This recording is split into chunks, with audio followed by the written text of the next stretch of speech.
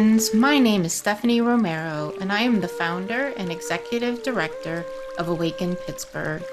I want to welcome you to our podcast, The Ripple Effect. Awaken Pittsburgh is a nonprofit dedicated to fostering well-being, empathy, and compassion for all by teaching and encouraging mindfulness and meditation practices. I also want to take a moment to let you know that Awaken Pittsburgh offers many other opportunities for practice and connection. For example, you can join our online community, which features a space to more deeply explore the topics we cover with our guests. We have weekly posts to spark thought, practice, and reflection.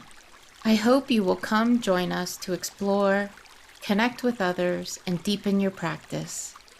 You can find out more at awakenpittsburgh.org. Welcome to the Ripple Effect podcast. Today, our guest is Danielle Thum. Danielle works with Awaken Pittsburgh as a program deliverer, but is also the founder of Selah Integrative Wellness, where she provides wellness counseling and health coaching. Danielle has a passion for helping families and individuals optimize lifelong health.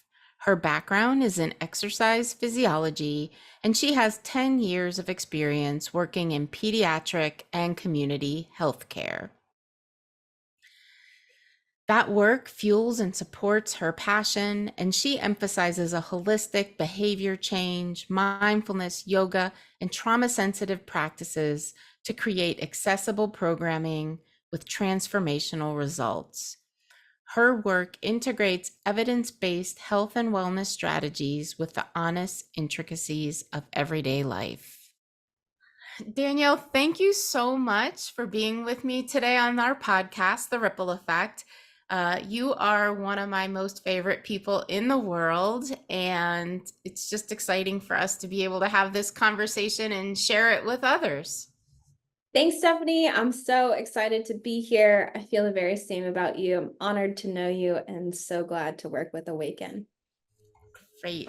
So today our topic is empathy for the month of June, but I'd love to start with you just talking about your mindfulness journey and maybe the role of mindfulness in your life. Yeah. My mindfulness journey started out as just a personal exploration. I still deal with, but really dealt with a lot of anxiety, just generalized anxiety, and couldn't really find a non-medical or non-clinical way to manage it in my day-to-day life.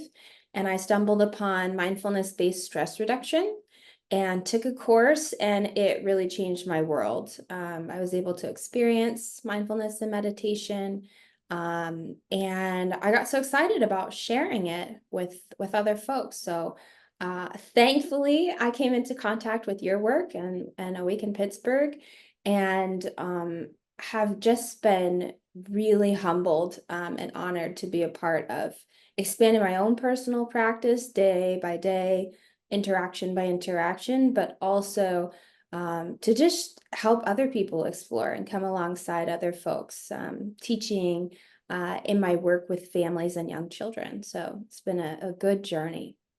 That's awesome. What does your day-to-day practice look like? So what kinds of things do you use that support you? I love that question because it is very day to day. I'm a mom of young kids, so each day is a new adventure. So my practice looks different every day. I'm a morning person, so typically I would like to practice in the morning, but my kiddos are often up before me.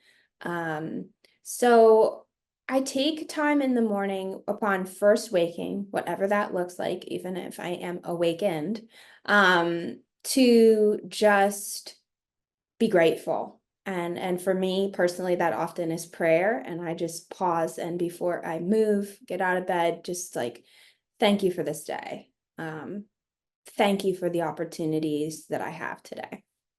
So prayer is a big part of my practice, and then also noticing times in my day that I have to practice that might be not what I expect. So at a red light, waiting in line to pick up my daughter from preschool, waiting in line at the grocery store, and taking those opportunities to do breath work. And lately, my practice has been really gratitude based. And just like even pausing in those brief moments to be thankful that I can be at the grocery store and I can afford my groceries. So just really basic everyday life things. I don't have the long stretches of juicy practice that I used to, but it's been a good learning experience for me to kind of break those down into smaller snippets. I love what you're saying that, some periods in our life allow us more space and time to sink into practice where, I remember there was a period that I was doing an hour and a half of practice a day. Mm. And that's not my right now, because I'm super duper busy as well. And you with little ones are really, really busy. So I'm just appreciating that practice, the way you're describing your practice is that it ebbs and flows across our lifespan and it changes and morphs, and you can still fit it in these little but really significant ways. So I'm just loving that you're naming that. Mm-hmm. Yeah. Yeah. Great. And so our topic is empathy for today. And I'm curious to hear your take on what empathy means to you. Yeah, through mindfulness education and mostly mindfulness practice, empathy has really come alive for me. I recognize that what I thought I was practicing as empathy was truly sympathy. Um, and just, like not coming from a place of harshness, but from just like self-focus, and like going from my own experience. So empathy to me is doing the best I can to set that aside and really listen and hear from someone else's perspective and really try and open my mind to their experience, and notice like what they are bringing forward and consider what that might be like. um, I'm not them, I could never be them, but what that might be like for me, and then really soak in like what they're saying it's like for them. So that's what empathy has meant to me and looked like to me. Yeah, I love that you are describing it um, as something that actually needs attention and effort. Mm-hmm. Mm-hmm. Yeah, it hasn't been it's not something that comes naturally. I like to think I'm a friendly person, but it's just not something that I feel like I learned and culturally and behaviorally to just exhibit. It really is intentional and it really takes practice. That I hope um, supports folks who are listening, understand that if they don't encounter themselves as the most empathetic of people, that there's still possibility, Yeah, right? That there's still space. yeah, Yeah. absolutely. Absolutely. And I'm curious if there's a way that you see empathy intertwining with your meditation or mindfulness practice. Um, if there's a way that that works together, and that if it has your practices have supported you in having empathy, especially for the folks that are most difficult to feel empathy for. So I don't know if Mm. there's anything there that you would like to share. Yes. So empathy has impacted my practice in so many ways. In my work, I come into contact with uh, lots of folks who I have the opportunity to practice empathy with and engage in um, empathetic relationship with. And that can be heavy sometimes. So I've really found support and strength in my practice in just holding those things. sometimes increasing my capacity to hold those things, but most of the time, just the space to be present with it, even to notice that it's hard to hold those things, even to notice that I don't want to hold those things. I wish I hadn't known or heard a lot of them. So it's really opened up space for me to work with it. Whereas before, I mentioned that I had a lot of anxiety. I think I was just kind of carrying those things around and really not working through them, not having a place for them, and not being able to set them down when that needed to be done. So, empathy has impacted me that way, but also it's opened up a wider capacity in myself to be present and empathetic with people in the moment. Just so basically and so simply taking a breath and using that response versus reaction. I mean, that's it for my empathetic practice. Sometimes, especially I have a 4-year-old, that's what she needs. She needs for me to not like say the first thing that comes to my mind or sigh or, fly off the handle in any which way, but to just take a breath and like, you spilled a whole gallon of milk on the kitchen floor intentionally. Where do we go from here? How do I not do what my brain is initially telling me I should do? So that has helped me both kind of sit with things, but also to be more empathetic in my actions and my behavior. And for the second part of your question, how has that helped me with folks who are challenging and difficult? I mean, humans are challenging and difficult, myself included. So really, like being a little bit gentler with myself. I'm a huge uh I guess I say I'm a recovering perfectionist. So I have a lot of self-critique that goes on. So practicing that for myself and looking outward and practicing that with other folks and noting that I think it's Brene Brown had a really interesting segment talking about like people are just doing the best they can. And I think she was mentioning a conversation she had with her own therapist. And that really struck me. And so really taking a time when people frustrate me or when I think they're behaving horribly, just to notice and open my mind to the fact that maybe that's just where they are. Maybe that's what they've been taught. And many other scenarios that I couldn't even imagine, probably. So it has helped me to deal with more difficult persons in my life who I know and don't know that way. Yeah. There was a lot in there that I would love to follow up on and maybe start with this idea that sometimes maybe there's a need, and you didn't use this word, but it's the word that came to mind for boundaries on Mm-hmm. the empathy, right? So that we are not feeling overwhelmed by what's happening with the other person, that we understand it's theirs, so we can empathize, but we don't have to hold it and Yes. make it our own. Yes, boundaries is the word. It is the word.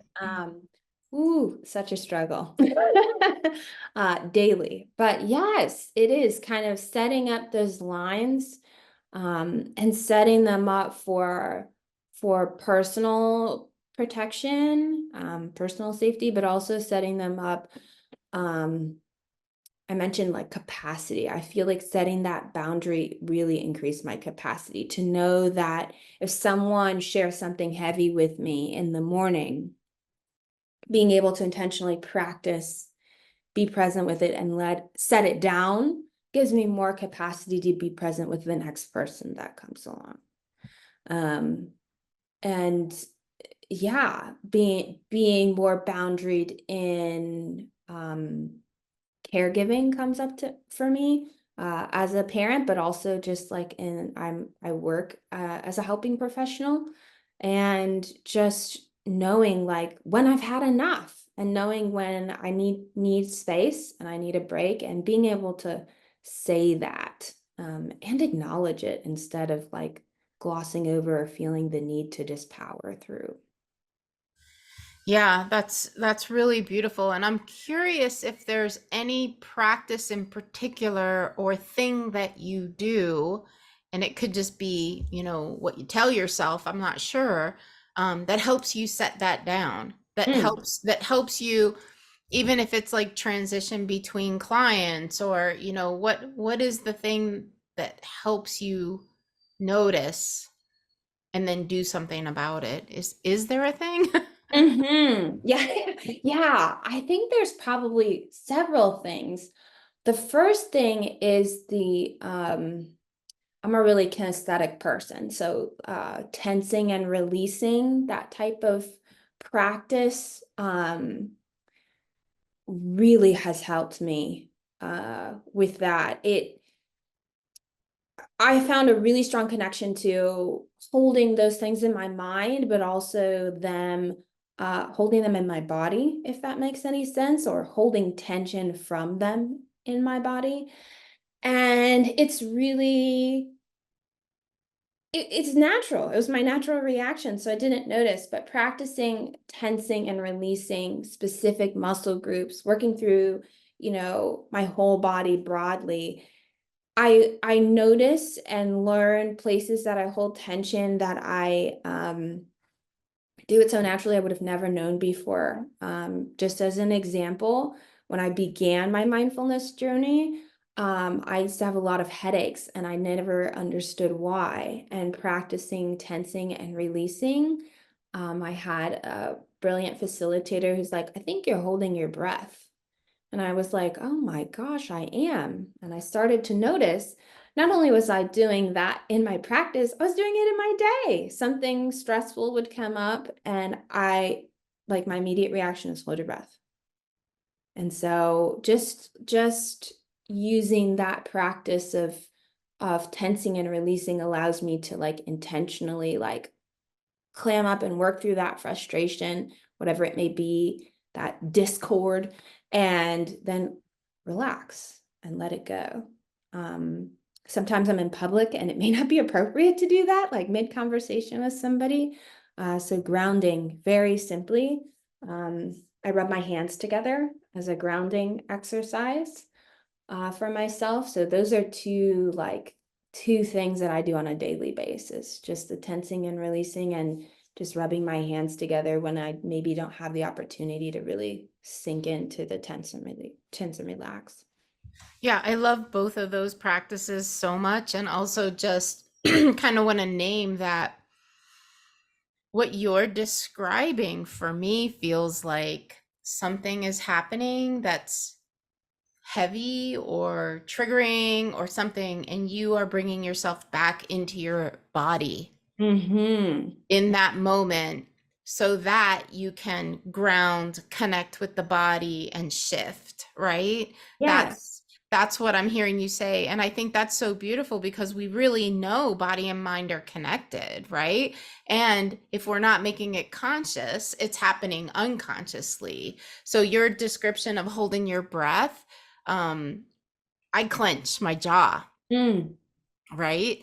And Mm-hmm. so for me, when I get tense, I clench and it's not even conscious, right? And Right. so bringing that into my conscious mind, right? Bringing that into my conscious mind helps me. Like when I get tense, I'm like, just move, move my mouth, move my jaw, and just check in, right? Am I Yeah. clenching? Am I clenching? And that's exactly what you're describing. Like, am I holding? Am I pausing? Am I holding that in my body, that emotion, that interaction, that whatever it is? Mm-hmm. Mm-hmm. Yes. Yes, and you're saying that, yeah, just whatever you need to do in the awareness of that moment. But yeah, it's that awareness that is just so key. And the gentleness to not get upset about like I'm doing it again. Yep, yep, Mhm, yep. mhm. Yeah, and that's like your mind trick, right? Because sometimes we go down that wormhole of feeling bad about ourselves because we got these hangups, right? Well, the reality is like you can only get rid of the hangups by your awareness of the hangups, right? And so then if you use that awareness to beat yourself up, then you've got the thing that you don't like and you're making yourself feel worse about it.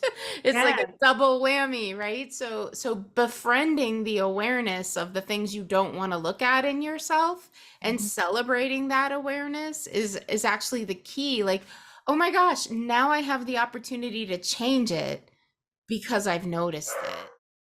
And just yes, that's exactly it. And it took a long time for me to come to that positivity of okay, I've noticed it and I have an opportunity to do something about it, as opposed to I'm noticing it again and again, and geez, I do this a lot. What is going on with me? It took a long time. So I really want to say that out loud and be honest about it. And I'm also thinking about a behavioral therapist I used to work with use the term name it to tame it all the time. And I know that's very common. But sometimes it's just that, like, just like I'm holding my breath. Oh, I'm angry. Or I'm holding my breath. Ooh, I'm feeling stressed about that deadline. Or I'm holding my breath because my toddler has overflowed the sink again. So, just noticing, but also to pausing to name is useful too. Especially emotions. Sometimes you just don't want to call out those quote unquote negative, more challenging emotions we feel. Yeah. Yeah. Yeah, for real, for real. I love the name it to tame it phrase. I think that that's a great one.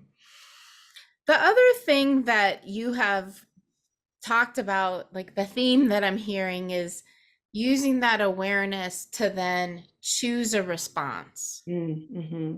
instead of coming from the place of autopilot or reactivity that then, you know, I love the example of the toddler spilling the gallon of milk on the floor. We have all been there with our children.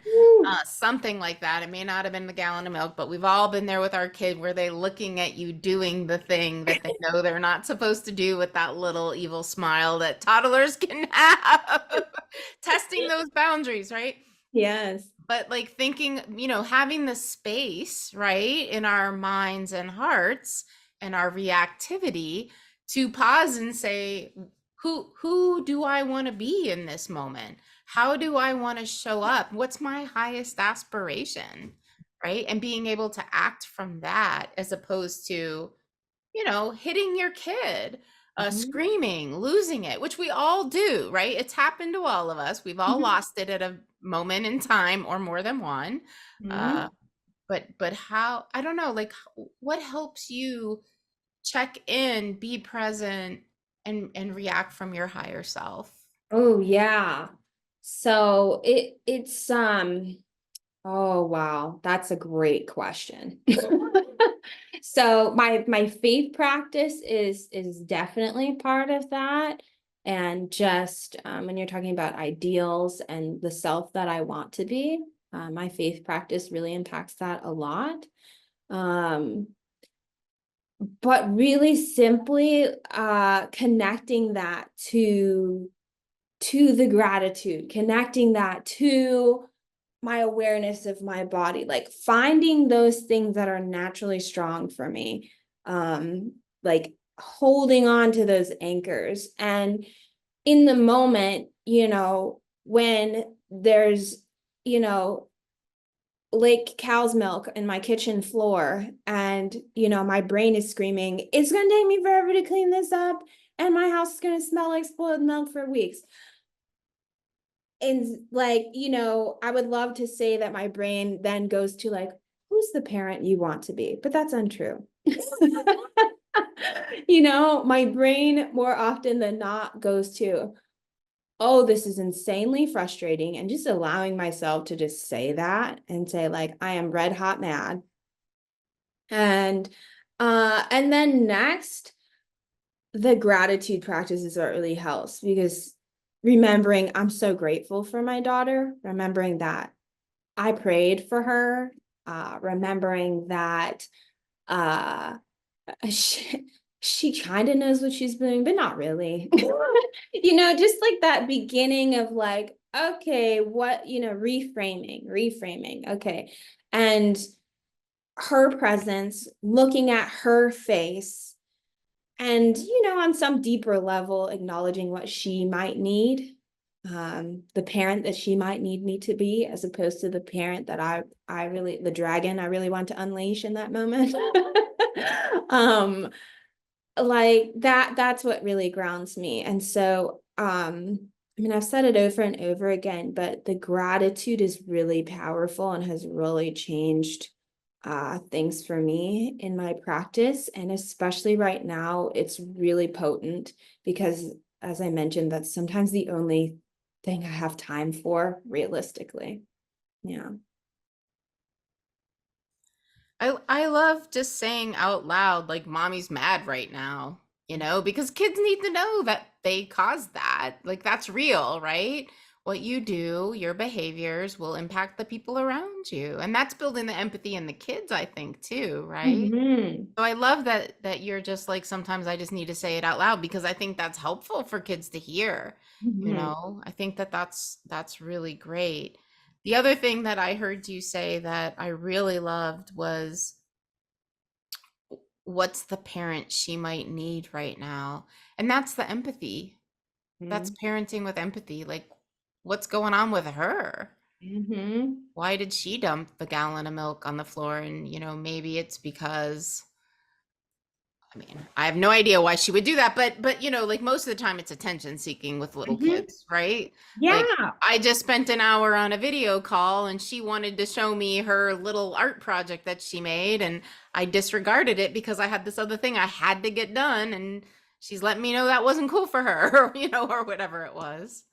So accurate, so accurate. And yes, I'd be remiss if I didn't make the point that it has also been a huge point of learning and exceedingly humbling to share with my daughter these things, saying out loud my emotions, positive or negative or whatever they may be.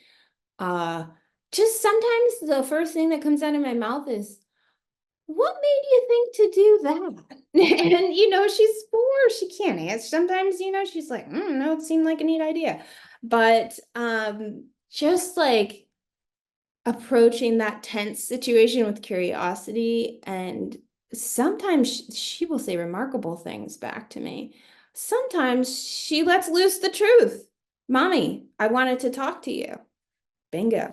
There it is. And that is a place we can start from, and have a conversation. And I've found that sharing my practice with her, with families and children I've worked with, is a huge point of learning for me.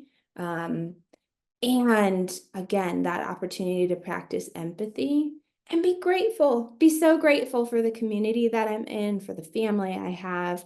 And it just cycles. It's a beautiful cycle, and letting that grow, because there's so much chaos day to day in our individual lives, let alone in our country and our world globally. Um, and so just like hanging on to those nuggets of like personal truth, and wisdom and love has really, really been impactful. Yeah. I love that. So that's probably a great moment to shift, because I don't think we could get better in the conversation than that. Um, you have mentioned a few resources. One of them, Brene Brown, amazing woman, so many great videos, books, etc., TED Talk. And then you've mentioned some practices, some grounding practices, tensing and relaxing, or releasing, depending on what you want to call it. But I wonder if there's any other resource, that you have found supportive of you in your practice, in your parenting, whatever, that you'd like to share. Yes. If I started listing the books, we would be here a very long time. So I'll mention a few, but know that there's a wealth of them. And thank you to you, Stephanie, my fellow bookworm, who joins me in my exploration. But there are so many children's books on mindfulness, on emotions, on yoga, on emotional regulation. It's just beautiful. And I have found such power and such support in reading those with my children, reading those with folks I work with, adults and children alike, just connecting with them and understanding really difficult concepts in a very simple way.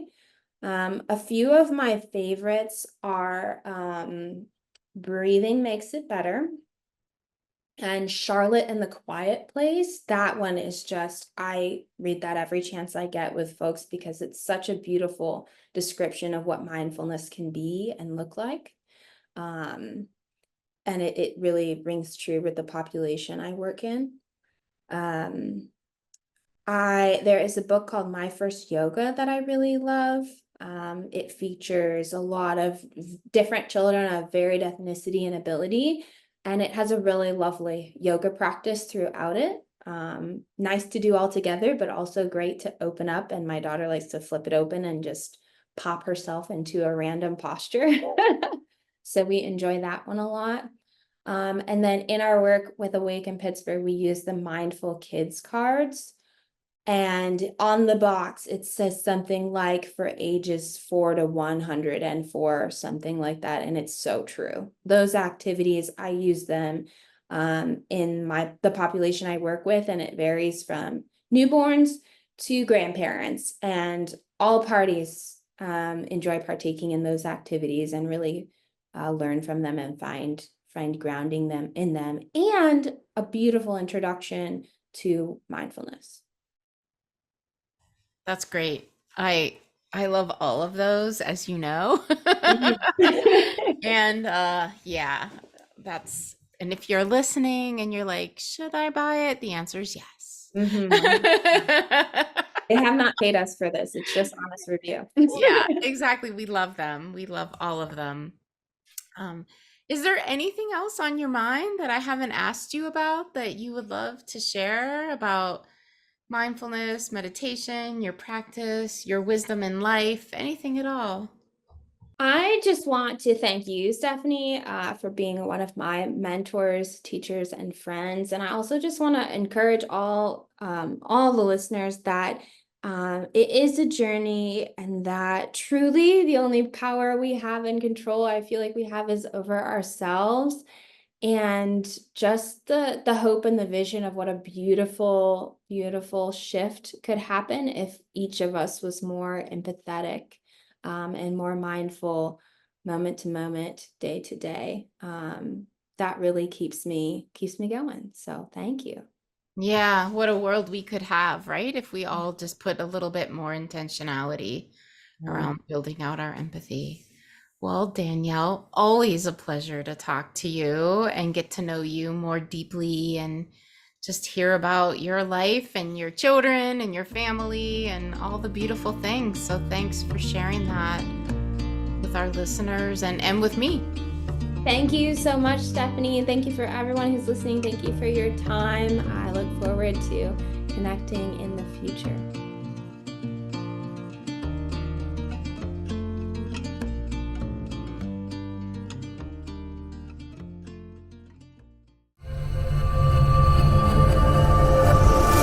Say Something Studios.